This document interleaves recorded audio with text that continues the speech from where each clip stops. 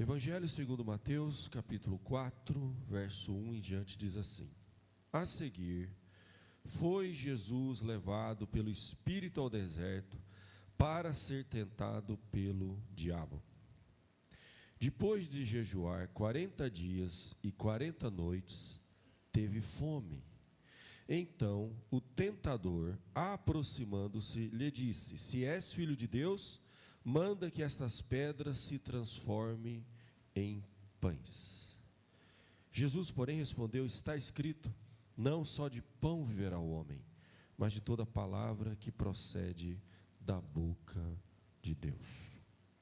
Então o diabo levou a cidade santa, colocou sobre o pináculo do templo e lhe disse: Se és filho de Deus, atira-te abaixo, porque está escrito: aos teus anjos dará ordem, ordenará a teu respeito, para que te guardem, e eles te sustentarão nas tuas mãos, para não tropeçares em alguma pedra. Respondeu-lhe Jesus: Também está escrito: Não tentarás o Senhor teu Deus. Levou ainda o diabo a um monte muito alto, mostrou-lhe todos os reinos do mundo e a glória deles, e lhe disse: Tudo isto te darei, se prostrado me adorares. Então Jesus lhe ordenou: Retira-te, Satanás, porque está escrito: Ao Senhor teu Deus adorarás, e só a Ele darás culto. Com isso deixou o diabo, e eis que vieram os anjos e o serviram. Até aqui, meus queridos, nós vamos orar, pedindo a bênção e a direção de Deus para a mensagem dessa noite. Pai amado, graças te damos, Senhor, mais uma vez, pela nossa grande oportunidade que temos de nos debruçarmos no santo livro e tirarmos daqui, ó Deus, lições preciosas para a nossa vida. Somos todos aqui, ó Deus, falhos, pecadores, a começar do pregador, para que realmente toda a honra e glória seja dada tão somente a Ti, Senhor. Que essa noite o Senhor fale mais do que o homem que está à frente. Fale ao nosso coração, fale através da Tua palavra exposta. Traga, ó Deus, aquilo que necessitamos. Quem sabe alguns necessitam de conforto, outros de exortação, outros precisam, ó Deus, de um despertamento. Ajuda-nos, ó Pai, abençoa-nos. E nessa hora eu te peço, com perdão dos nossos pecados, pois é em nome de Jesus que oramos. Amém. Meus queridos, é muito importante a gente lembrar disso que a gente está lendo aqui. Está muito claro aqui, o texto sagrado nos mostra que existe, além da nossa luta comum, a nossa luta diária, os problemas que você enfrenta no dia a dia, existe uma dimensão para as nossas provações, para as nossas lutas, que é de ordem espiritual. A gente esquece disso. Nós não somos daqueles que ficam toda hora vendo o diabo em tudo, demonizando tudo que acontece e colocando culpa no diabo. Não é isso de maneira nenhuma. Mas se nós ignorarmos que existe uma ordem espiritual, um mundo espiritual, nós estamos já fadados ao fracasso, a cairmos. A palavra de Deus nos diz em Efésios que a nossa luta, a nossa principal luta, a mais importante de todas as nossas lutas, não é contra o sangue e a carne, não é de ordem humana. Ele continua dizendo, e sim, numa lista ele coloca lá, contra as forças espirituais do mal. Nós temos que reconhecer que existe uma luta espiritual. E a grande luta do Filho de Deus aqui na terra, ela tem 3 dimensões. Nós lutamos contra a carne, a Bíblia fala, contra o mundo e contra o diabo. Existem lutas internas, que é sua, é da sua carne, é da sua natureza. São compulsões, são inclinações, são coisas que nós temos em nós, é da nossa natureza, que nós estamos num corpo imperfeito, um corpo caído. Então a nossa primeira luta é contra a carne. Mas existe também uma dimensão, o mundo. Existem forças não espirituais nesse mundo, É todo um sistema que você tem que estar lutando contra ele. É uma correnteza, muitas vezes é difícil. A sensação que a gente tem é de estar nadando contra uma correnteza. É difícil, é cansativo, a nossa luta é contra a carne, contra o mundo, coisas ao nosso redor, e existe uma terceira dimensão, contra o diabo. E é essa a grande luta de Jesus. Jesus estava aqui, meus queridos, vamos lembrar, ele havia acabado de ser batizado, e ele é levado pelo Espírito para o deserto. Ele ia dar início ao seu ministério. No capítulo 3, você tem a pregação de João Batista, você tem o batismo de Jesus. A palavra de Deus tem bem aqui no verso 13, no capítulo anterior.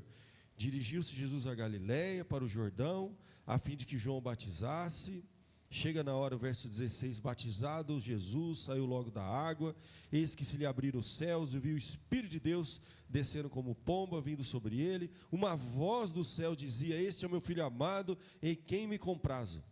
Deus testifica que ele é o Filho, ele é o escolhido, ele é batizado. Termina o verso 17, ele é o Filho amado, em quem Deus tem prazer. O verso seguinte, gente, já diz assim: a seguir foi levado pelo Espírito ao deserto para ser tentado pelo diabo.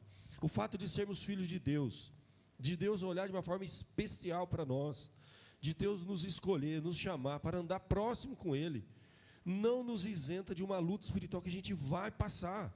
Jesus já começou ali, ele foi batizado, logo em seguida foi levado para o deserto, e ele teve uma longa e muito profunda provação. Não foi uma provação pequena, meus queridos, foi um período longo. A Bíblia vai nos dizer que ele jejuou 40 dias e 40 noites. Você sabe o que é isso, gente? Ele se isolou depois daquele batismo, ele teve que se preparar, se capacitar para uma luta espiritual. Dá a entender que quanto mais ele se aproximava daquele propósito para o qual ele veio esse mundo, mais difíceis as coisas iam ficando. E não tenha dúvida que a nossa caminhada com Deus é nesse sentido. Quanto mais você fala, não, agora eu vou servir a Deus, eu vou levar a sério as coisas de Deus, prepara. O diabo não estava preocupado com você quando você não estava nem aí para as coisas de Deus.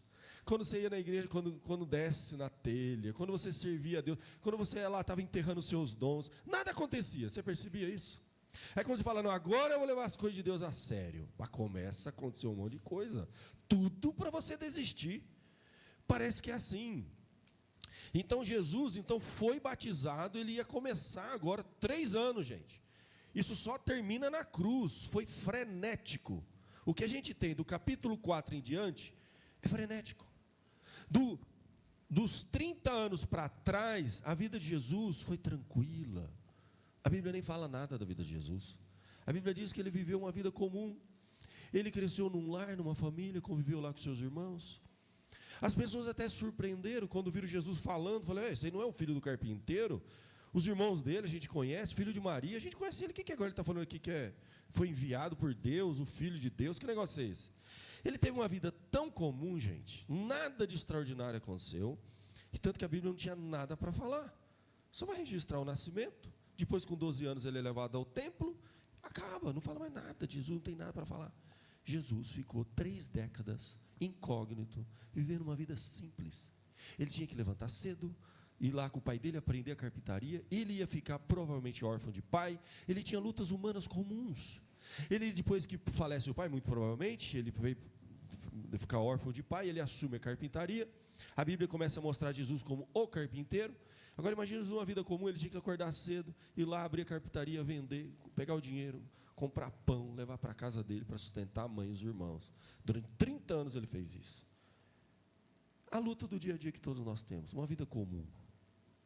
Mas agora ele vai para um outro nível. Esses 30 anos foram importantíssimos. Ele viveu o dia a dia do povo. Ele viu uma enfermidade dentro da casa dele e não houve livramento. Ué, Jesus não era o Filho de Deus? Ele não tinha poder para orar, e o Deus Pai Todo-Poderoso, Criador dos céus e da terra, poderia ter curado o pai terreno de Jesus, José, mas não curou. Ele teve que trabalhar, ele não precisava fazer assim, ó, e tudo ia acontecer. Ele enfrentou muitas dificuldades naturais, mas a partir dos 30 anos, quando Jesus é batizado, Ele começa o seu ministério, meu irmão. Aí o negócio aperta. Aí vai para um outro nível.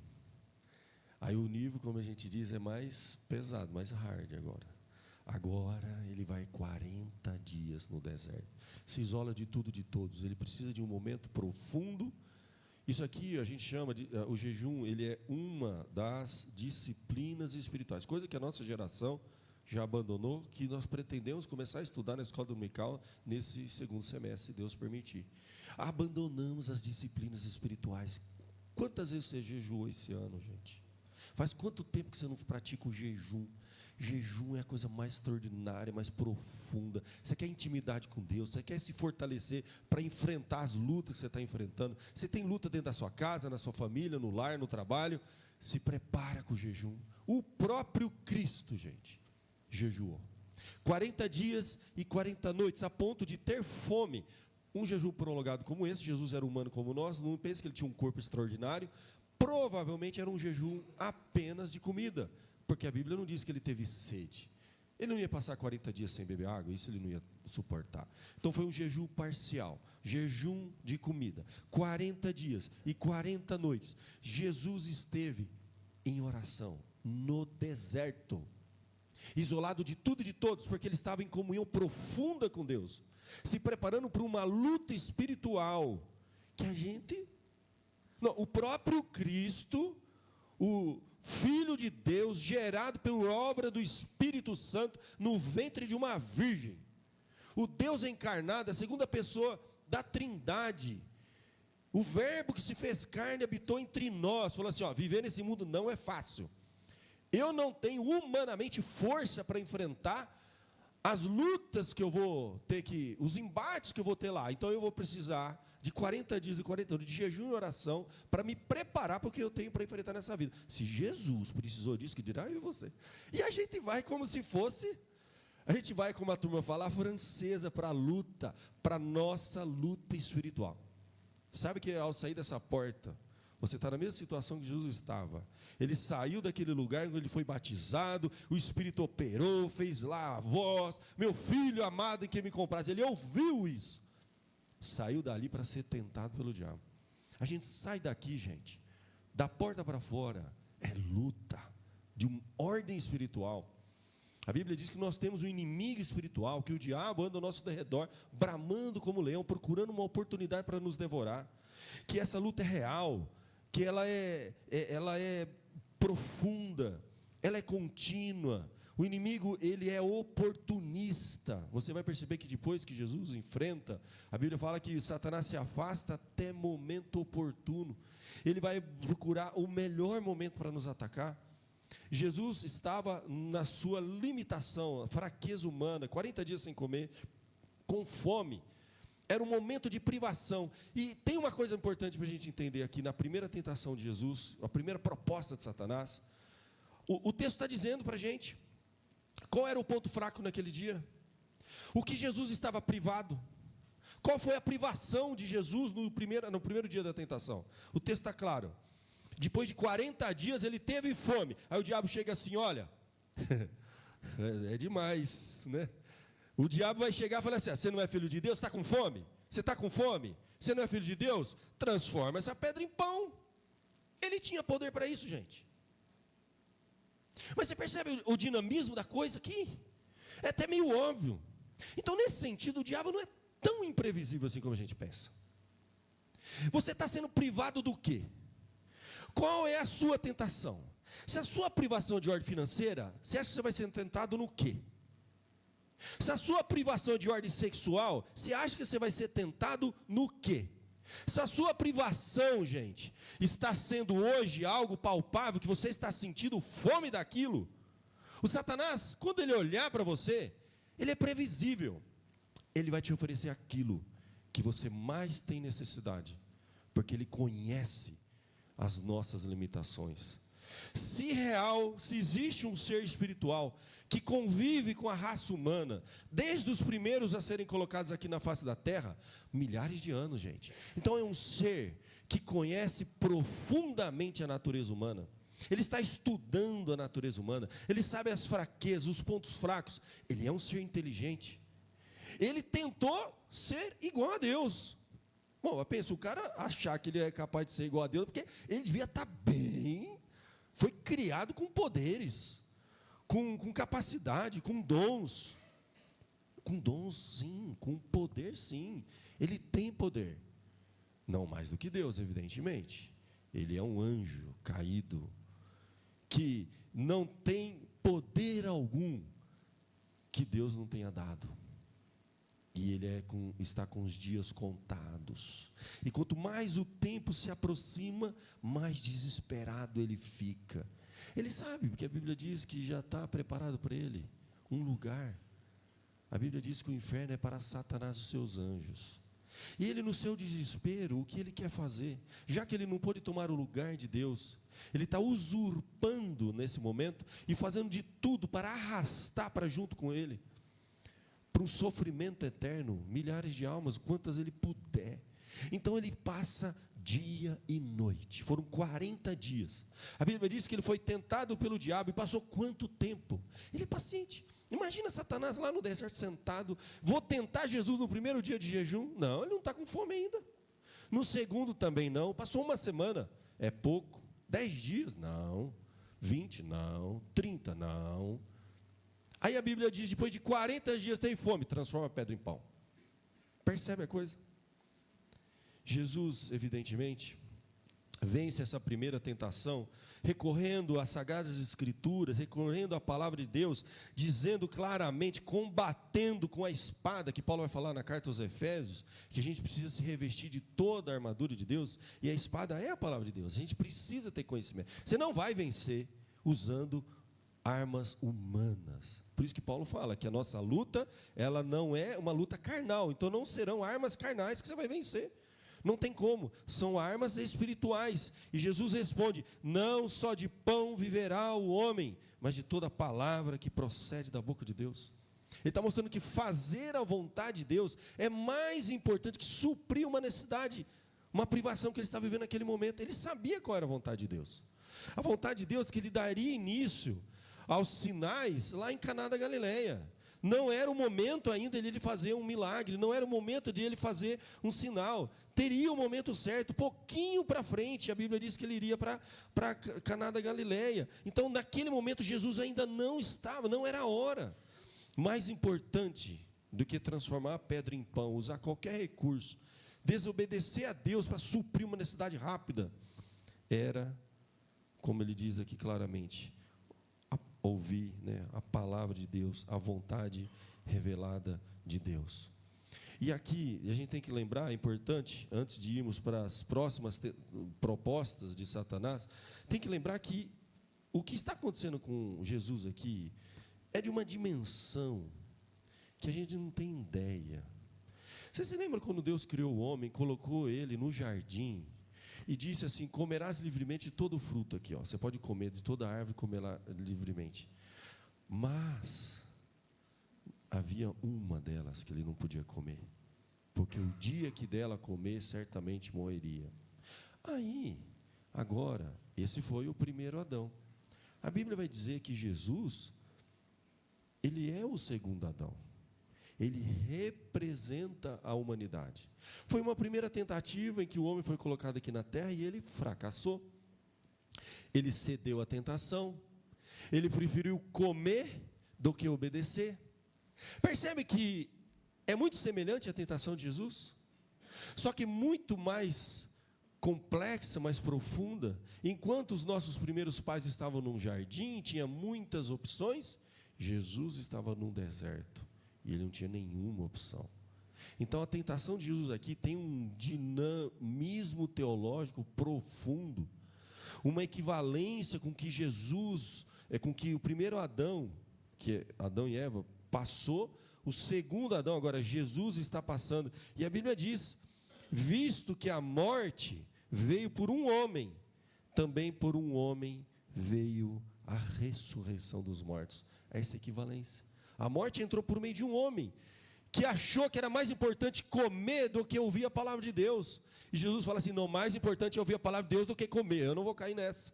Como o primeiro caiu, então Jesus é o segundo Adão, é o nosso representante.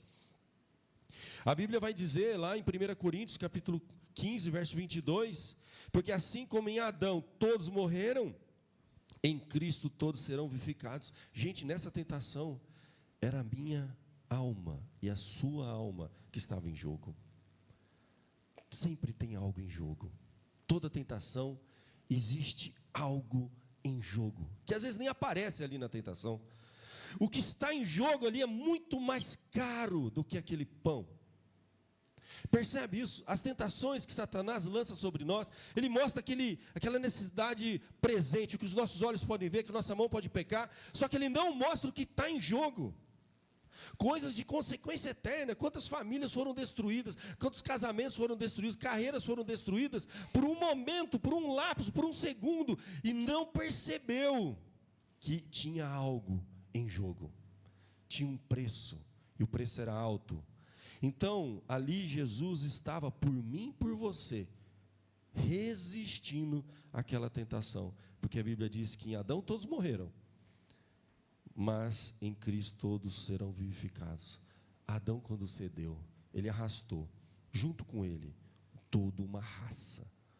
A raça humana caiu junto com ele. Toda sorte de maldade, de desgraça, colocou a humanidade nas mãos do diabo. O que estava em jogo, Adão não percebeu. Não era só uma pequena desobediência. Ali era o fim. Mas para Deus sempre tem um recomeço. Assim está escrito: o primeiro homem, Adão, foi alma vivente. O último Adão, será espírito vivificante. Então há claramente uma semelhança entre a tentação de Adão e a tentação de Jesus aqui. E as duas coisas se conectam. Jesus está fazendo aquilo que os nossos primeiros representantes não conseguiram. Caíram, cederam e arrastaram consigo um preço muito alto, toda a humanidade. Logo em seguida, Jesus vence aquela primeira, mostrando que ouvir a palavra de Deus é mais importante.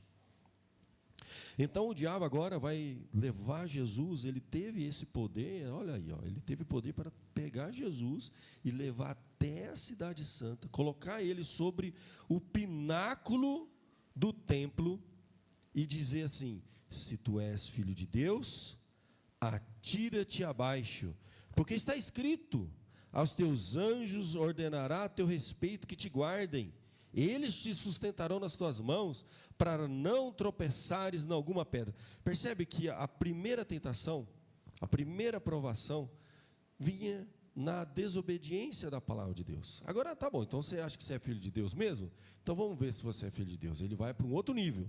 Leva Jesus agora para uma situação mais complicada. O pináculo do templo era um lugar muito alto, lá em cima, meus queridos. Ele fala: se você pular daqui, prove para ver se você é filho de Deus. E o que está em jogo aqui é muito interessante. Na verdade, ele está citando textos bíblicos. Satanás, ele pinça a palavra de Deus, ele tira fora do contexto a palavra de Deus, ele usa para ludibriar, para enganar, para seduzir, para nos derrubar. Ele está citando o Salmo 91, gente. O Salmo 91 está escrito assim, porque aos teus anjos dará ordem aos teus respeito para que te guardem em todos os teus caminhos. Ele cita uma parte do Salmo e ele oculta outra parte. E é interessante que Jesus vai responder citando outra passagem da Bíblia, lá em Deuteronômio, quando Jesus diz assim: não tentarás o Senhor teu Deus como tentastes em Massá. Aí você tem que ir lá ver o que aconteceu em Massá, senão a gente não vai entender esse contexto nenhum aqui. O que é essa troca de palavra entre o diabo e Jesus aqui? Parece que um pegou um texto, lá o outro pegou outro texto. O que está acontecendo aqui, gente?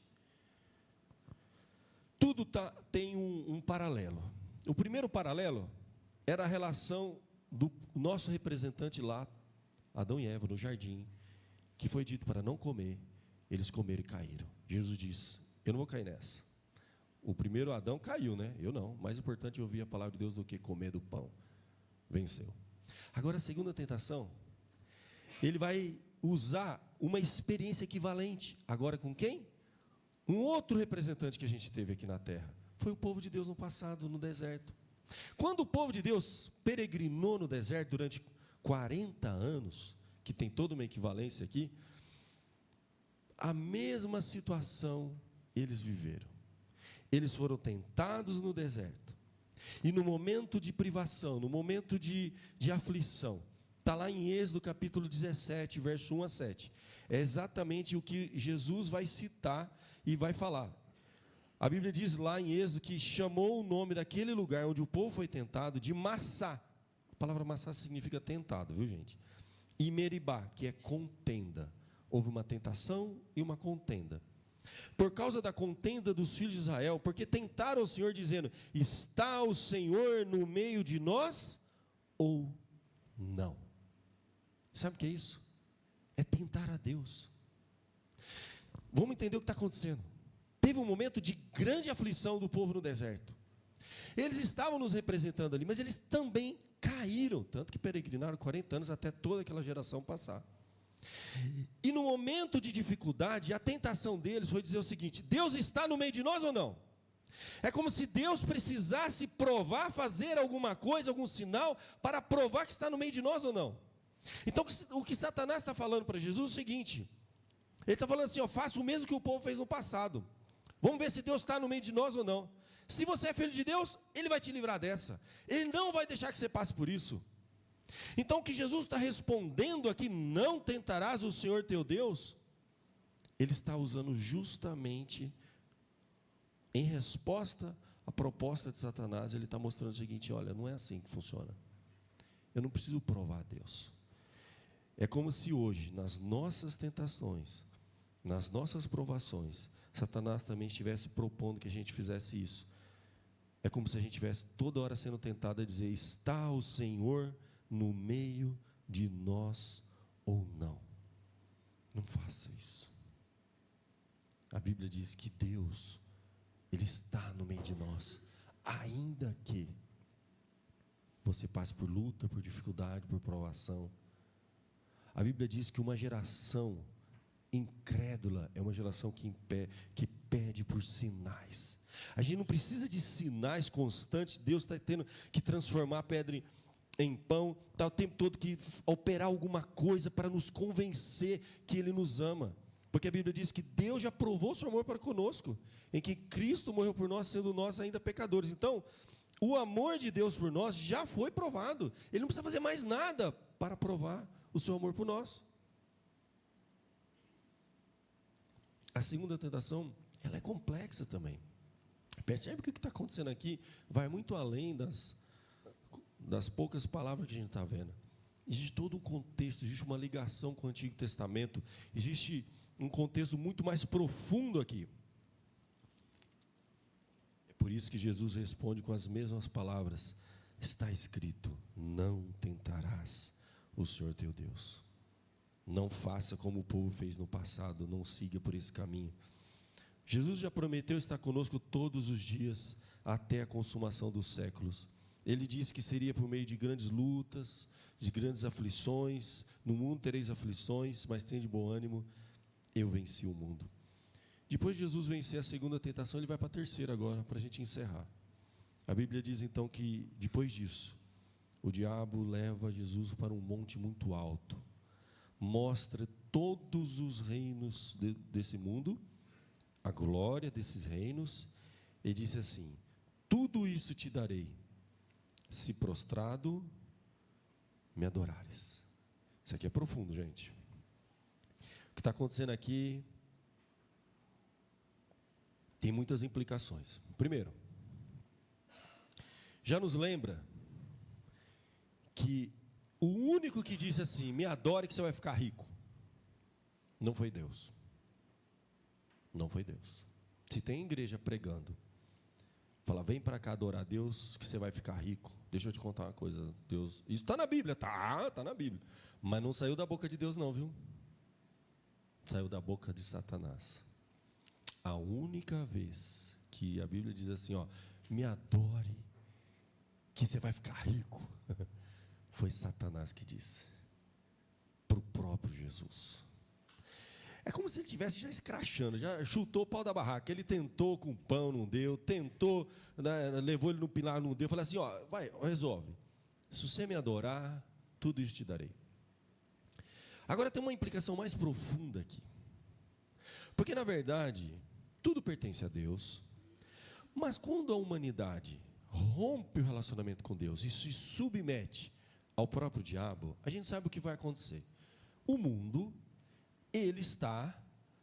a Bíblia diz que ele jaz vem de morte mesmo, de jazigo, né? Jaz aonde? O mundo jaz no maligno. Então, a Bíblia vai dizer que o Deus deste século, o Deus minúsculo, é desse século, é durante um breve período de tempo, em contraste com o Deus eterno.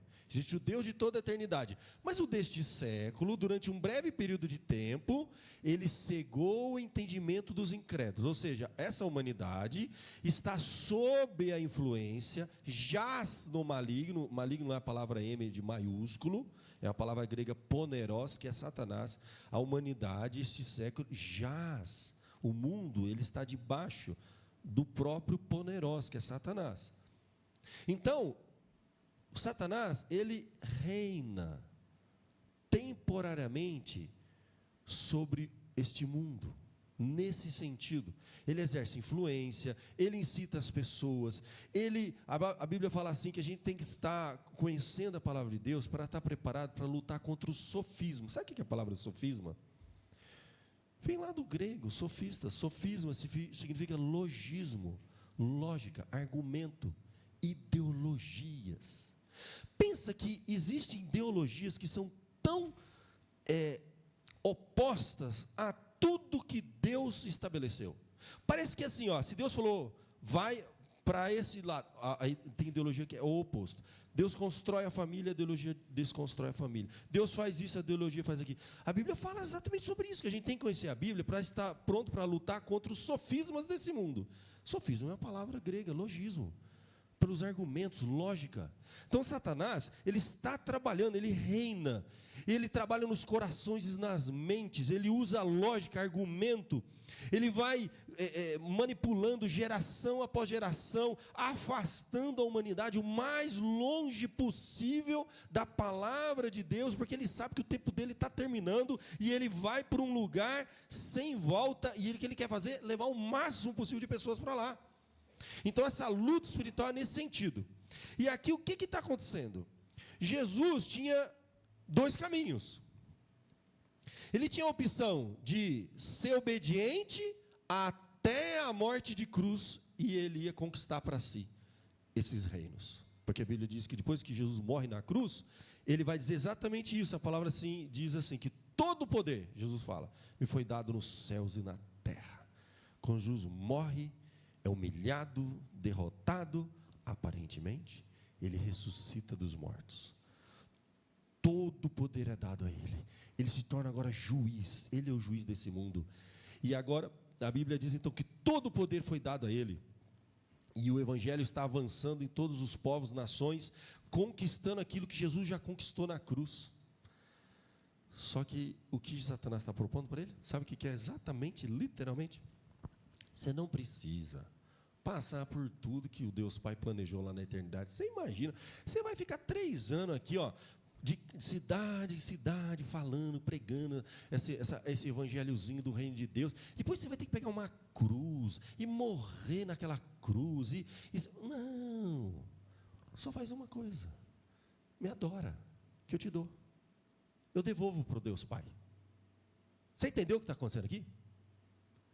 É uma batalha cósmica, em que Jesus se fez carne e habitou nesse mundo e morre na cruz para reconquistar o que pertence a Deus, todas as almas, todos os reinos desse mundo. E Satanás está falando assim, ó, não precisa. Satanás propõe nas tentações o caminho mais fácil. Para quê? Você vai trabalhar 30 dias para ganhar isso. Tem um jeitinho que você faz aqui, ó, rapidinho você ganha. É o caminho mais fácil. É a tentação em que a gente consegue as coisas do jeito mais fácil. Milhares de pessoas estão caindo. Vai lá no presídio. Todos eles tiveram uma proposta. Você vai comigo, parceiro? Nós vamos ser parceiro aqui, ó, do crime. Nós vamos ganhar um negócio aqui que os bobalhões aí ficam o mês inteiro trabalhando para ganhar. Nós vamos lá assim, ó, rapidinho a gente vai ganhar. Estão tudo lá na cadeia. Satanás está todo dia provando e tentando as pessoas assim, ó, o caminho mais fácil. Para quê? Esse negócio de cruz. Você vai ficar 3 anos, porque o ministério dele durou 3 anos, camelando aí, e depois ainda vai pegar uma cruz, vai lá para o mundo da caveira, vai ser humilhado, chicoteado. Me adora. Está claro, é a tentação. O diabo levou ele para um monte alto, mostra os reinos desse mundo, é a glória deles, e fala assim, ó, tudo te darei, se prostrado me adorares. Tudo. Ele mostrou o caminho mais fácil para Jesus. Você não precisa camelar aqui, morrer numa cruz. Eu te dou, se me adorares. Ele precisava passar por essa tentação, porque a humanidade vai sofrer essa tentação. Existe um aspecto que a tentação de Jesus é a única exclusiva, que ele tinha que passar para ele vencer toda a sorte de tentação, para nos representar. Sabe por quê? Porque nós caímos através dos nossos primeiros representantes, nós caímos ao longo de toda a história do povo de Deus, porque todos cederam, nós vamos continuar falhando, porque a salvação não depende da nossa capacidade de vencer todas as tentações, senão nós estamos perdidos, gente. Ninguém ia entrar lá. Foi graças a essas 3 tentações, com 3 vitórias, que Jesus garantiu um lugar para mim e para você. Ele venceu a primeira, nem só de pão viverá o homem, não tentarás o Senhor teu Deus. E na última, que Satanás já chutou o pau da barraca, falou assim, ó, me adora que eu te devolvo tudo isso aqui, não precisa passar por nada, vai, para fechar, sabe aquela finalzinho, ele vai estar fechando lá, para fechar hoje, última cartada, truco. A resposta de Jesus, ele nem citou, mas, retira-te, Satanás, afasta de mim, a Senhor teu Deus adorarás, e só a Ele darás culto. Ali Jesus já mandou. Percebe que Satanás, na verdade, gente, é um anjo caído que obedece a Deus. Quando Jesus fala, retira-te, com isso o deixou o diabo. É um anjo caído. Ele não tem poder nenhum que Deus já não tenha dado. Só que ele vai tentar a gente. Por isso que a Bíblia nos alerta. A nossa luta não é contra o sangue nem contra a carne, mas contra forças espirituais do mal. Então toma a armadura de Deus e se capacita, porque quando você sair dessa porta para fora, Satanás vai continuar tentando dessas 3 formas a sua vida. Ele vai saber o que você está sendo privado. Ele vai fazer com que você tente a Deus. E ele vai fazer com que você busque o caminho mais fácil. O que a gente tem aqui nessa noite é a palavra de Deus nos convidando e nos dizendo assim, ó, resisti ao diabo e ele fugirá de vós. A Bíblia diz. Ao diabo a gente resiste. Jesus resistiu 1, 2, 3. E a Bíblia diz então que Satanás se retirou até momento oportuno. Aí vieram os anjos e o serviram. Provavelmente supriram aquela necessidade. Deus vai suprir. Ele sabe a sua aprovação. Ele sabe o que você está precisando. Ele sabe qual a sua maior necessidade. E essa noite, essa semana, tudo que você está passando, o que você precisa é ouvir a palavra de Deus, confiar na palavra de Deus e não ceder às tentações do diabo. O que você está passando? Qual a sua maior privação? O que tem sido mais difícil para você? Qual área da sua vida está mais difícil? Ele sabe. Coloca diante dele em oração. Fala, Senhor, me dá força